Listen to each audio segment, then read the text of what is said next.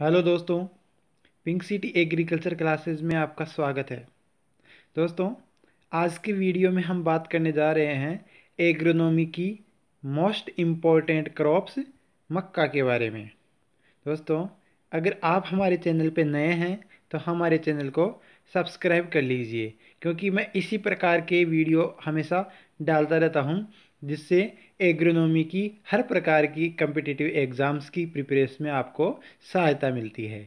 तो आप हमारे चैनल को सब्सक्राइब कर लीजिए और बेल आइकन को दबा दीजिए ताकि आने वाले वीडियो का नोटिफिकेशन आपको मिलता रहे। आइए दोस्तों, अब बात करते हैं मक्का की। मक्का को मेज या कॉर्न भी बोलते हैं। मेज भी बोलते हैं और कॉर्न भी बोलते हैं। इसका वानस्पतिक नाम है जिया मेज।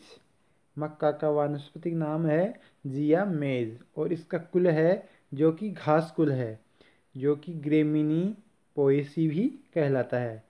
इसी को ग्रेमिनी भी बोलते हैं, पोएसी भी बोलते हैं और घास कुल भी बोलते हैं। अब इसका ओरिजिन कहाँ हुआ, उद्भव कहाँ हुआ था? वो हुआ था मध्य अमेरिका या मेक्सिको में। मध्य अमेरिका व मेक्सिको में। और मक्का को अनाजों की रानी भी कहते हैं, द क्वीन ऑफ सीरियल्स। अनाजों की रानी कहते हैं मक्का को। और फल का प्रकार है कैरियोप्सिस। फल प्रकार है कैरियोप्सिस। मक्का का फल का प्रकार कैरियोप्सिस है। मक्का को अनाजों की रानी भी कहते हैं, द क्वीन ऑफ सीरियल्स। और ओरिजिन या उद्भव हुआ था मध्य अमेरिका या मेक्सिको में। आगे हम बात करते हैं गुणसूत्रों की। तो गुणसूत्र 2n बराबर 20 होते हैं दोस्तों मक्का में। अगर वितरण की बात करें या कहाँ कहाँ पे मक्का ज़्यादातर फैला हुआ है, तो विश्व में सर्वाधिक मक्का यूएसए में होता है। सबसे ज़्यादा यूएसए में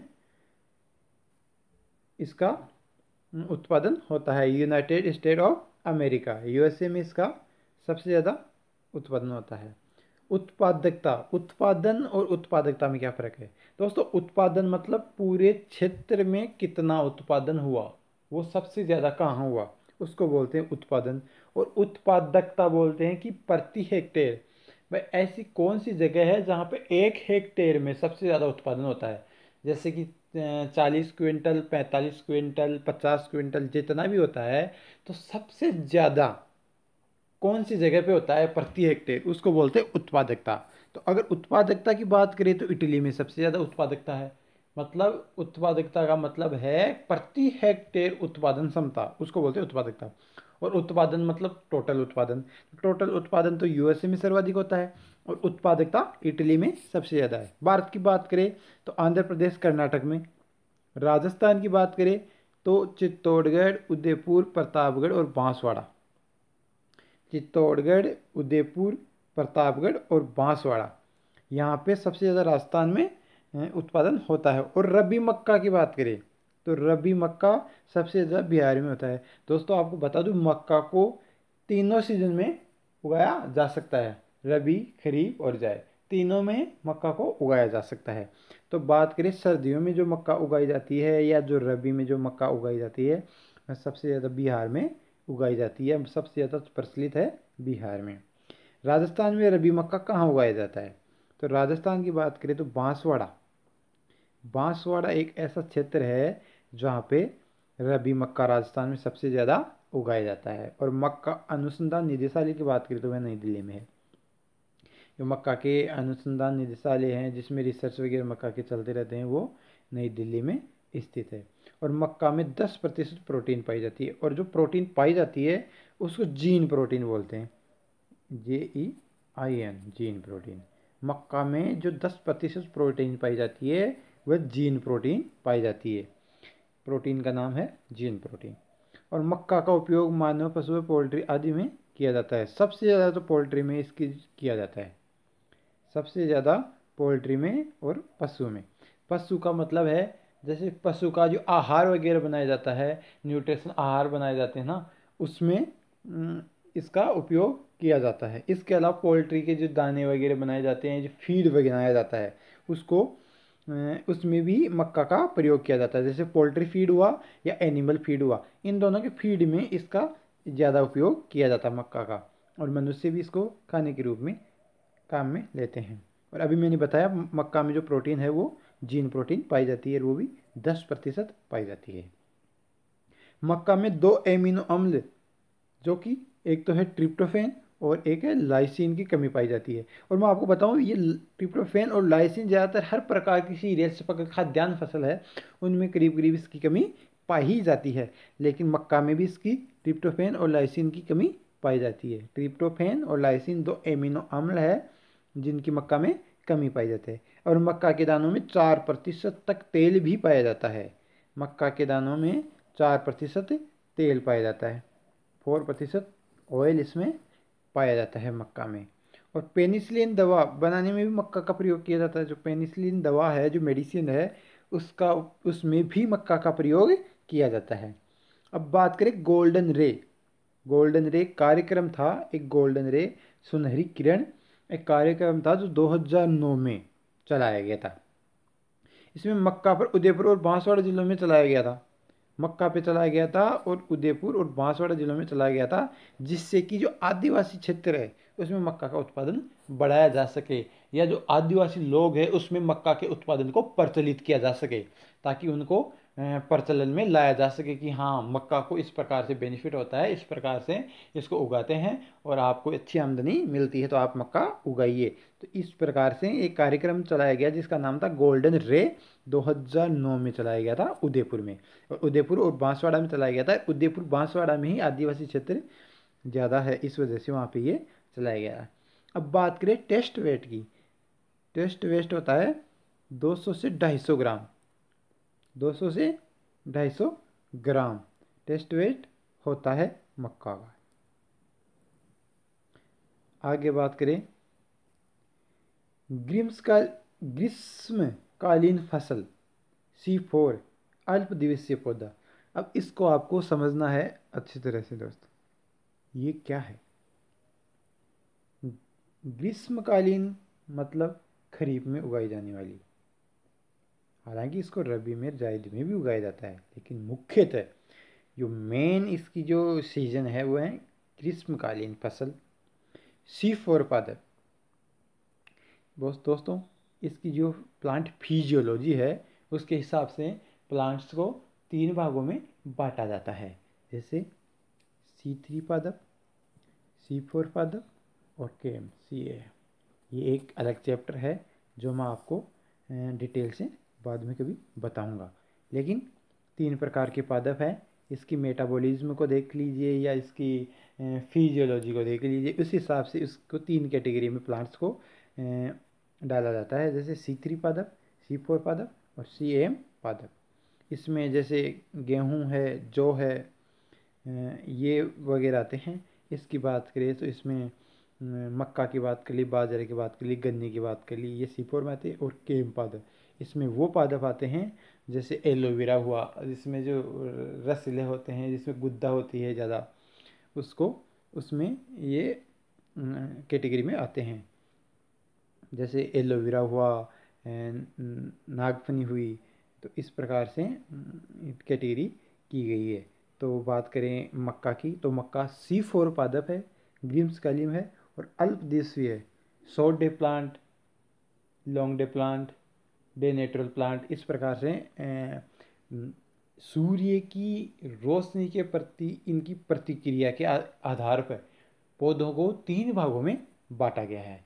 एक तो पौधे वो होते हैं जो शॉर्ट डे प्लांट होते हैं, मतलब रात को जो अंधेरा होता है या रात का जो पीरियड होता है वो उसको ज़्यादा चाहिए, ज़्यादा लंबा चाहिए, इस प्रकार से उसको बोलते हैं शॉर्ट डे प्लांट। मतलब रात लंबी हो गई तो दिन छोटा हो गया, तो उसको बोलते हैं शॉर्ट डे प्लांट। एक हुआ long day plant. Long day plant का मतलब है उसको रात को, जो रात का टाइम है, जो टेम्परेचर है वो उसको कम समय के लिए चाहिए, तो उसके लिए रात का टेम्परेचर या रात छोटी होगी तो दिन बड़ा होगा, इसलिए उसको बोलते हैं लॉन्ग डे प्लांट। और एक होता है डे न्यूट्रल प्लांट, उसको दिन का कोई प्रभाव नहीं पड़ता कितना बड़ा है कितना छोटा है, तो इस प्रकार से ये अल्प दिवसीय है। अब बात करते हैं मक्का के दानों के आधार पर 7 भागों में विभाजित किया जाता है। ये सबसे इम्पोर्टेंट है। मक्का का। और मक्का में अगर कोई क्वेश्चन आता है तो उसमें से 50% से ज़्यादा चांस होते हैं इनमें से क्वेश्चन आने का। ये 7 नाम है जो डिवाइड किए गए हैं, उनके नाम का आने का सबसे ज़्यादा चांस रहता है। एक तो होता है जियामेज इंडेंटाटा, इंडेनाटा। एक होता है जियामेज इंडुराटा। अब जियामेज तो इसका वैज्ञानिक नाम है ही, जो कि हमने पहले पढ़ रखा है। जियामेज तो सब में आएगा, जैसे जियामेज इंडेनाटा, जियामेज इंडुराटा, जियामेज एवर्टा, जियामेज एमाइलेसिया, जियामेज सेकेराटा, जियामेज ट्यूनिकाटा और जियामेज सेराटिना। अब ये 7 नाम है, इनकी अलग अलग क्वालिटीज़ भी है।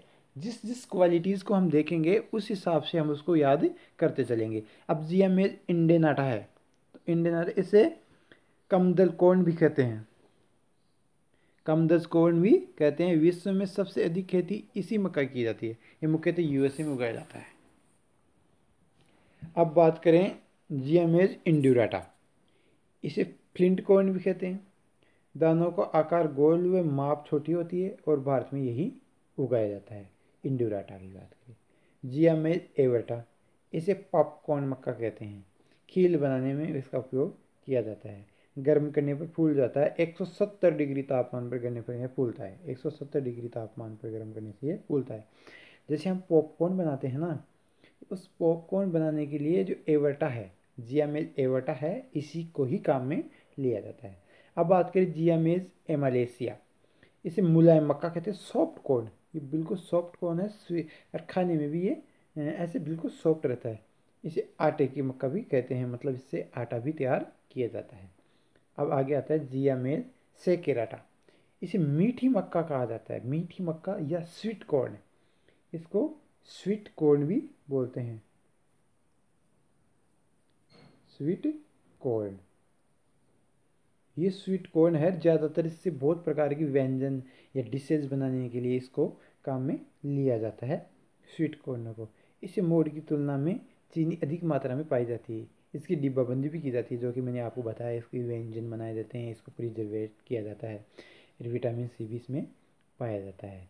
इस प्रकार से और भी सूप वगैरह भी बनाने में इसको काम में लेते हैं। पिज्ज़ा वगैरह बनाने में भी इसको काम में लेते हैं। तो ये बहुत प्रकार के डिशेज बनाने में इसका काम में लिया जाता है और इसको स्वीट कॉर्न बोलते हैं, मीठी मक्का। अब है जियामेज ट्यूनिकाटा। अब ये ट्यूनिकाटा है, इसको पोड कॉर्न भी कहते हैं। पोड कॉर्न ये प्राचीन मक्का है। विश्व में इसकी खेती नहीं होती है। अब इसकी खेती विश्व में प्रचलित नहीं है। जियामेज सेराटिना, अभी सेराटिना है, जियामेज सेराटिना, इसको वैक्सी कॉर्न बोलते हैं। वैक्सी मतलब मोम के जैसा, एक वैक्सी है जैसे मोम है, उस प्रकार से इसको बोलते हैं। इसके दानों के मोम की तरह चिपके रहते हैं। इसमें मोमी मक्का भी कहते हैं, जो कि मैंने आपको बताया वैक्स की तरह होते हैं, एक दूसरे से चिपके हुए रहते हैं। आगे हम बात करते हैं वानस्पतिक चरण की। दोस्तों बात करें, नर व मादा फूल एक ही पौधे पर अलग अलग होते हैं। अब आपको मैं एक बात बताऊं, नर और मादा पुष्प अगर एक ही पौधे पे होते हैं तो उसको बोलते हैं मोनोसियस। उसको क्या बोलते हैं? मोनोसियस। एक होता है डायोसियस। इस प्रकार से 2 प्रकार के पौधे होते हैं। एक तो होते हैं मोनोसियस और एक होती है डायोसियस। सियस ओसियस, जो ओसियस शब्द है इसका मतलब होता है घर। जो ओसियस शब्द है दोस्तों, मैं इस प्रकार से आपका कंसेप्ट क्लियर करूंगा कि आप ज़िंदगी में कभी नहीं भूलोगे कि मोनोसियस क्या होता है और डायोसियस क्या होता है। मोनो का मतलब होता है एक या सिंगल, और ओसियस का मतलब होता है घर। मोनो का मतलब होता है सिंगल, ओसियस का मतलब है घर। एक दोनों नर और मादा का सिंगल घर, एक ही घर पे नर और मादा दोनों रहते हैं, उसको बोलते हैं मोनोसियस। मोनो मतलब एक, ओसियस यानी घर। एक ही घर में दोनों रहते हैं नर और मादा, उसको बोलते हैं मोनोसियस। डायो वो सेम टू सेम, डायो का मतलब होता है 2 और ओसियस का मतलब होता है घर। मतलब जो 2 घर पे निवास करते हो, नर और मादा अलग अलग घर में। नर अलग पौधे पे है और मादा अलग पौधे पे, उसको बोलते हैं डायोसियस। अब मोनोसियस वो हो गया जिसपे एक ही पौधे पे नर और मादा दोनों रहते हैं, और डायोसियस वो हो गया जिसमें अलग अलग पौधों पे, डायो यानी दो ओएसिस यानी घर, दो घर होते हैं, एक पे मादा रहती है, एक पे नर रहता है। तो जो प्लांट है मक्का का वो मोनोसियस है, मतलब नर और मादा एक ही पुष्प पे, वो एक ही पादप पे रहते हैं। अब नर व मादा फूल एक ही पौधे पर अलग अलग जगह होते हैं। अब क्या होता है, पौधा तो एक होता है लेकिन अलग अलग होते हैं। जैसे ये पौधा है, यहाँ पे नर है और यहाँ पे मादा है। ऐसा नहीं होता कि एक ही पुष्प में नर है और मादा दोनों है। इस प्रकार से बुआई के 45 से 50 दिन में नर मंजरी बनने की क्रिया को टसलिंग कहते हैं। जो नर मंजरी होती है, जो नर पुष्प होता है, उसको टसल बोलते हैं, टसल, और उसके निकलने की प्रक्रिया को बोलते हैं टसलिंग। तो नर मंजरी निकलने की क्रिया को टसलिंग कहते हैं। नर मंजरी बनने की क्रिया के 7 से 10 दिन पश्चात मादा भाग बनते हैं, जिसको सिल्क बोलते हैं, और निकलने की प्रक्रिया को सिल्किंग बोलते हैं। अब दोस्तों, नर पुष्प पहले निकलता है, मादा पुष्प बाद में निकलता है। इसको क्या बोलते हैं, प्रोटोएंड्री। प्रोटोएंड्री। जब नर पुष्प पहले निकलते हैं उसको बोलते हैं प्रोटोएंड्री, और जो नर पुष्प बाद में निकलते हैं, पहले मादा पुष्प निकलते हैं, उसको बोलते हैं प्रोटोगायनी। तो मक्का किस प्रकार का होता है, प्रोटोएंड्री। प्रोटोएंड्री प्रकार का होता है, मतलब एंड्री का मतलब होता है नर, गायनी का मतलब होता है मादा। तो प्रोटो यानी पहले, एंड्री का मतलब नर पुष्प, पहले नर पुष्प निकलता है, उसको बोलते हैं प्रोटोएंड्री। तो मक्का प्रोटोएंड्री प्रकार का होता है। पहले टसल निकलते हैं, जिस प्रक्रिया को टसलिंग बोलते हैं, और बुआई के 40 से 50 दिन, या बोले कि 45 से 50 दिन के बीच में निकलते हैं। इसके निकलने के सिर्फ 7 से 10 दिन के बाद में ही सिल्क निकलने लगती है, जिसकी क्रिया को बोलते हैं सिल्किंग। मक्का के पौधों में 2 तरह के फूल आते हैं। नर व मादा फूल एक ही पौधे पर अलग अलग स्थान पर पाए जाते हैं। इस अवस्था को मोनोसियस बोलते हैं, जो कि मैंने आपको भी बताया कि मोनोसियस और डायोसियस प्रकार के होते हैं, लेकिन मक्का मोनोसियस प्रकार का होता है। नरमंजरी को टसल बोलते हैं, मादा को सिल्क बोलते हैं। टेसल हटाने की क्रिया को बोलते हैं डी टेसलिंग। जो टेसल को हटाते हैं उसको बोलते हैं डी टेसलिंग। और डी का मतलब कहीं पे भी लगेगा, और उसके बाद में अगर कोई शब्द है, डी का मतलब होता है हटाना। डी वर्मिंग हुआ, वर्म्स को हटाना, कीड़ों को हटाना। डी होर्निंग हुआ, हॉर्स को हटाना, सींग को हटाना। डी टसलिंग हुआ, टसल्स को हटाना। मतलब जहाँ पे डी लग के, डेस लग के कुछ शब्द आ गया, इसका मतलब है वो इस चीज़ को हटाना के लिए कह रहा है। मक्का की फसल पर परपरागित फसल है। मक्का की जो फसल है वह परपरागित है, क्रॉस पोलिनेटेड है। इसका भी कारण है क्योंकि अलग अलग पुष्प पे नर और मादा पाए जाते हैं। यहाँ पे नर है और यहाँ पे मादा है। ये नर है, ये ये नर है और ये मादा है। इस प्रकार से अलग अलग पुष्प पाए जाते हैं। और जो क्रॉस पोलिनेशन होता है वह हवा के द्वारा होता है, ये भी हमें याद रखना है। अब आगे बात करते हैं, मादा पुष्प से पहले निकलता है नर पुष्प, जो कि अभी मैंने आपको बताया प्रोटोएंड्री, ये कह रहा है। जलवायु की बात करें तो मक्का की बुआई के समय वायुमंडल का तापमान 18 से 21 डिग्री सेंटीग्रेड होना चाहिए, मतलब नॉर्मल चाहिए, बहुत ज़्यादा कम नहीं चाहिए, थोड़ा बहुत ज़्यादा ही चाहिए। तो 18 से 21 डिग्री सेंटीग्रेड चाहिए बुआई के समय वायुमंडल का तापमान। और अंकुरण की बात करें तो 10 डिग्री सेंटीग्रेड पे इसका अंकुरण अच्छी तरह से हो जाता है। और वृद्धि की बात करें तो इसमें 32 डिग्री सेंटीग्रेड चाहिए, जो कि मैंने आपको बताया कि वह ज़्यादातर खरीफ की फसल भी है, या खरीफ की मुख्यतः ये फसल है। वैसे तीनों सीजन में इसको उगाया जाता है। मृदा की बात करें, उपजाऊ दोमट मृदा उपयुक्त रहती है, जो कि ज़्यादातर फसलों के लिए यही एक अच्छी मृदा मानी जाती है। मक्का की वृद्धि की प्रारंभिक अवस्था में जल भराव के प्रति अत्यंत संवेदनशील है, क्योंकि इसका जो तना गलन जो रोग है वह इसमें डैम्पिंग ऑफ रोग लग जाता है। तो पानी बिल्कुल भी भरा नहीं रहना चाहिए, उसके लिए तो ये बहुत ही नुकसानदायक है। मक्का की खेती के पीएच की बात करें, मृदा में कितनी पीएच होना चाहिए, तो 6 से 7, मतलब नॉर्मल इसका पीएच मृदा का होना चाहिए। मक्का में 3 प्रकार की जड़ें पाई जाती है। ये सबसे मुख्यतः देखा जाता है मक्का में, गन्ने में और बाजरे में। ज़्यादातर देखें तो C4 प्लांट ही है, तो इन C4 प्लांट्स में ये देखा जाता है। एक तो होती है क्राउन जड़ें, एक होती है सेमिनल जड़ें, एक होती है प्रोप जड़ें।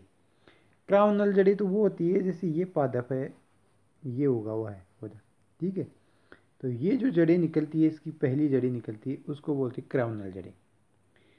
दोस्तों देखते जाइएगा और अच्छी तरह समझते जाइएगा, दोबारा भूलने की कोई गुंजाइश है ही नहीं इसमें। इस प्रकार से ये पौधा है, ये जड़ी निकली, इसको बोलते हैं क्राउनल रूट्स।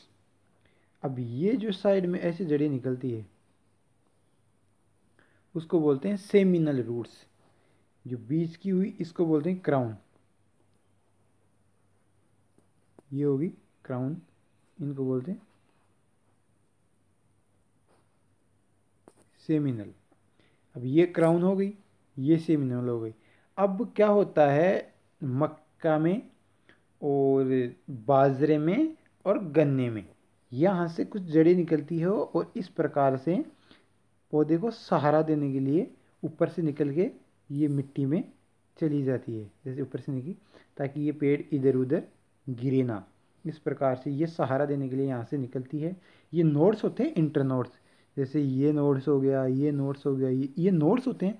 उन नोड्स में ये जड़ निकलती है और मिट्टी में चली जाती है और सहारा देती है। इन जड़ों को बोलते हैं प्रोप जड़ें, प्रोप रूट्स, और इनका काम होता है पौधे को सहारा देना, जो कि मैंने अभी आपको बताया। तो क्राउन जड़ें वो होती है जो पहली जड़ें नीचे की तरफ निकलती है, सेमिनल वो होती है जो इस प्रकार से सहारा देने के लिए साइड में निकलती है, और प्रोप जड़ें होती है जो तने से निकल के मिट्टी में चली जाती है और पेड़ को गिरने से बचाने के लिए सहारा देती है, उसको बोलते हैं प्रोप जड़ें। तो आई होप आप कभी नहीं भूलोगे। उन्नत किस्मों की बात करें तो दोस्तों संकर जातियाँ होती है, संकुल जातियाँ होती है।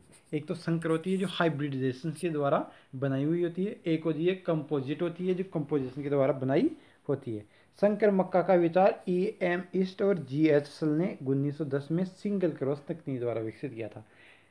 EM ईस्ट और GH सल नाम के वैज्ञानिक ने 1910 में सिंगल क्रॉस की तकनीक के द्वारा मक्का संकरण का विचार उत्पन्न किया कि मक्का का संकरण भी हो सकता है। विश्व में सर्वप्रथम मक्का पे जो कार्य किया गया था वह 1954 में किया जाता, 1954 में किया गया था। रॉकफेलर फाउंडेशन में शुरू हुआ था। रॉकफेलर जो फाउंडेशन था एक, उसमें इसका इस पे कार्य शुरू किया गया था। और सर्वप्रथम मक्का पे कार्य भारतीय अखिल भारतीय मक्का समन्वित परियोजना, जो कि 1957 में चलाई गई थी ICR के द्वारा, उसमें सबसे पहले मक्का संकरण पे कार्य किया गया था। मक्का की पहली संकर किस्म की बात करें तो वह गंगा पष्ट है। गंगा पष्ट 1961 में विकसित की गई थी। 1957 में इस पर कार्य किया गया था, लेकिन विकसित हुई थी 1961 में गंगा पष्ट। ये पहली मक्का संकरित किस्म है। ये बहुत ही महत्वपूर्ण किस्म है, इम्पोर्टेंट किस्म है एग्जाम की दृष्टि से, तो इसको याद कर लेना दोस्त। गंगा पष्ट जो किस्म है वह 1961 में विकसित की गई थी और मक्का की पहली संकर किस्म थी मक्का की। संकर किस्में और भी है, जैसे गंगा सपेटू, गंगा 4 हो गई, गंगा 5 हो गई, गंगा 7, गंगा 11 होगी, दक्खन 107 होगी, प्रताप शंकर मक्का पष्ट होगी, संगम हो गई। अब बात करें संकुल किस्मों की, तो संकुल किस्म हो गई अंबर, किसान, विजय, प्रताप, अगेती, छिंतर, अरुण, माही कंचन, माही धवल। ये किस्में कृषि अनुसंधान केंद्र बांसवाड़ा से विकसित की गई थी। कृषि अनुसंधान केंद्र बांसवाड़ा है, उसमें ये विकसित की गई थी। अब मीठी मक्का की जो मैंने बताया था, अब सेकेरेटा, GMA सेकेरेटा है, जिसको स्वीट कॉर्न भी बोलते हैं, किसकी किस्में है माधुरी और प्रिया। ये 2015 का जो पेपर आया था WO का, उसमें ये क्वेश्चन पूछा गया था, जिसमें माधुरी ऑप्शन में सही था क्वेश्चन। तो आप ये इम्पोर्टेंट किस्म है, इसको अच्छी तरह से याद कर लेना। मीठी मक्का की किस्म है माधुरी प्रिया। अब शक्ति प्रोटीन व रत्ना संकुल किस्में है। संकुल किस्में जो कौन सी है, एक तो शक्ति प्रोटीना और रत्ना। अधिक लाइसिन पाया जाता है, और ट्रिप्टोफैन जो मैंने बताया था और किस्मों में या मक्का में इसकी कमी पाई जाती है। वो शक्ति प्रोटीना व रत्ना नाम की जो किस्में है उसमें इसकी अधिकता होती है या अधिक पाई जाती है। सफ़ेद मक्का की किस्में गंगा सफ़ेद और गंगा फोर, ये सफ़ेद मक्का की किस्में हैं। अब बात करें हाई स्टार्च। हाई स्टार्च मक्का की यह संकर किस्म स्टार्च मांड उद्योग के लिए उपयोग में विकसित की गई है। इसके उपयोग के लिए विकसित की गई है, जिसका नाम है हाई स्टार्च। ये संकर किस्म है मक्का की, जिसमें स्टार्च या मांड अधिक पाया जाता है। आगे बात करें मक्का पे ओपेक्वे2 नाम का जीन पाया जाता है। मक्का में ओपेक2 नाम का जीन पाया जाता है, जो कि उच्च लाइसिन का मुख्यतः स्रोत है ओपेक2। तो आजकल ज़्यादातर जो किस्में बनाई जा रही है उसमें ओपेक2 नाम का जो जीन है उसका इस्तेमाल किया जा रहा है। बीज दर की बात करें मक्का की तो संकर जातियों में 20 से 25 किलोग्राम प्रति हेक्टेयर, जबकि संकुल में बात करें तो 15 से 20 किलोग्राम। संकुल 15 से 20 और संकर की बात करें तो 20 से 25 किलोग्राम प्रति हेक्टेयर, और चारे के लिए 50 लगभग या 40 से 45 किलोग्राम प्रति हेक्टेयर काम में लेते हैं। चारे की लोकप्रियता की किस्म की बात करें तो अब की अफ्रीकन टाल नाम की जो किस्म है वह चरी के लिए या फिर बात करें हरे चारे के लिए काम में ली जाती है, यह ज़्यादा फेमस है। बीज उपचार की बात करें तो दोस्तों बीज उपचार में थायरम, जो थायरम होता है, जो फफूंदनाशी होती है, वो 2 ग्राम प्रति किलो बीज के उपचार कर देना चाहिए इस हिसाब से। बुआई का समय की बात करें तो मैंने बताया था आपको तीनों ऋतुओं में इसको उगाया जाता है। खरीफ की बात करें तो जून का अंतिम सप्ताह है। रबी की बात करें तो अक्टूबर अंतिम से नवंबर मध्य की बात करें, और जायद की बात करें तो फरवरी का पहला सप्ताह है होता है, जिसमें मक्के की बुआई की जाती है। अगर दूरी की बात करें तो 70x20 R/P होता है, R/P। आर का मतलब होता है रो, या हम बात करें पंक्ति की, और पी की मतलब प्लांट या पौधा। तो जो पंक्ति होती है उसमें तो 20 सेंटीमीटर की दूरी रखते हैं, और पौधे से पौधे के बीच में 20 सेंटीमीटर की दूरी रखते हैं। और सबसे मुख्यतः जो क्वेश्चन पूछा जाता है वही पूछा जाता है मक्का में कितनी संख्या होती है प्रति हेक्टेयर। 66,666, ये याद रखना है दोस्तों। ये ज़्यादातर R/P ना पूछ के संख्या ज़्यादातर इसमें पूछ लेते हैं, तो 66,666 आपको याद रखना है। खाद उर्वरक की बात करें 10 से 15 टन बुआई के 1 महीने पहले मिलाते हैं FYM, फार्म यार्ड मैन्योर या गोबर की खाद की बात करें। हाइब्रिड की बात करें तो उसमें NPK, ये क्या हो गया NPK। तो NPK में ये 120 नाइट्रोजन है, 60 फास्फोरस है और 40 पोटास है। तो इस प्रकार से ये केजी में है प्रति हेक्टेयर, तो इस प्रकार से इनको डालते हैं। और अगर कंपोजिट या संकुल मक्का की बात करें तो उसमें इस प्रकार से डालते हैं, मतलब 100 किलोग्राम तो nitrogen, 40 kilogram phosphorus, 30 kilogram potash. मतलब कंपोजिट में कम की ज़रूरत होती है, जबकि हाइब्रिड में इसकी ज़्यादा ज़रूरत होती है नाइट्रोजन की, फास्फोरस की और पोटास की।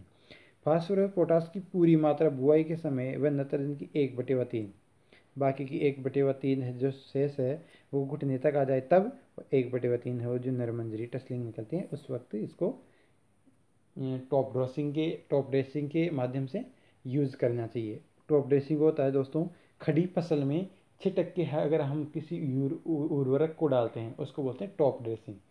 तो फास्फोरस और पोटास को बुआई के समय एक साथ ही खेत में उगा देते हैं, डाल देते हैं, जबकि नाइट्रोजन को 1/3, 1/3 और 1/3 3 भागों में ऐसे डिवाइड कर लेते हैं। एक को बुआई के समय काम में लेते हैं, एक घुटनों तक अगर फसल आ जाती है तब, और एक टसल निकलते समय टसलिंग के समय काम में लेते हैं।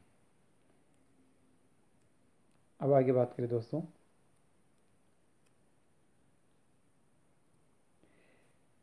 मक्का के जिंक की कमी से ZnSO4 25 किलोग्राम प्रति हेक्टेयर के हिसाब से बुआई से पूर्व मिलाते हैं, ताकि मक्का में जिंक की कमी ना हो, और वाइट बर्ड सफ़ेद कली का इसमें रोग होता है जिंक की कमी से, वो ना हो।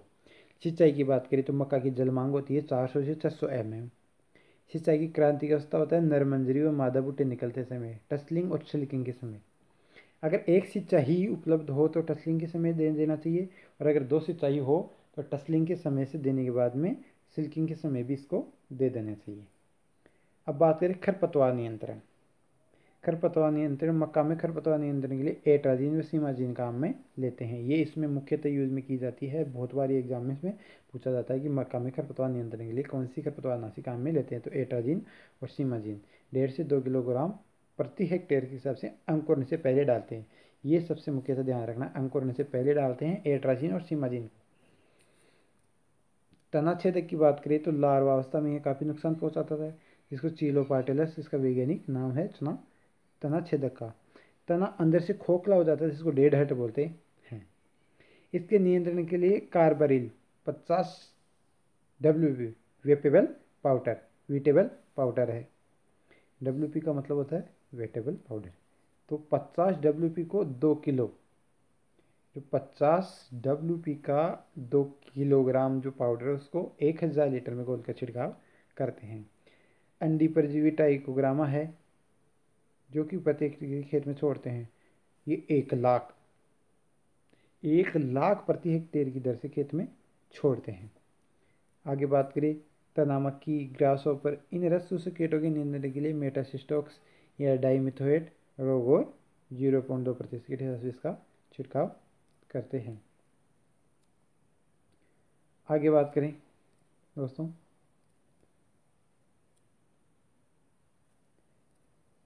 अब रोग रोमिल फफूंदी है, इसके नियंत्रण के लिए मक्का का 0.5% का छिड़काव करते हैं।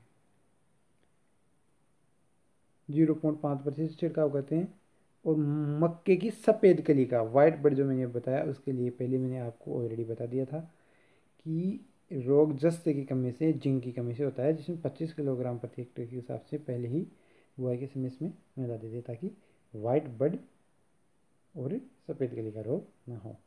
अगर उपज की बात करें तो संकर की बात करें तो 40 से 50 क्विंटल प्रति हेक्टेयर, जबकि संकुल की बात करें 30 से 40 क्विंटल प्रति हेक्टेयर के हिसाब से होता है।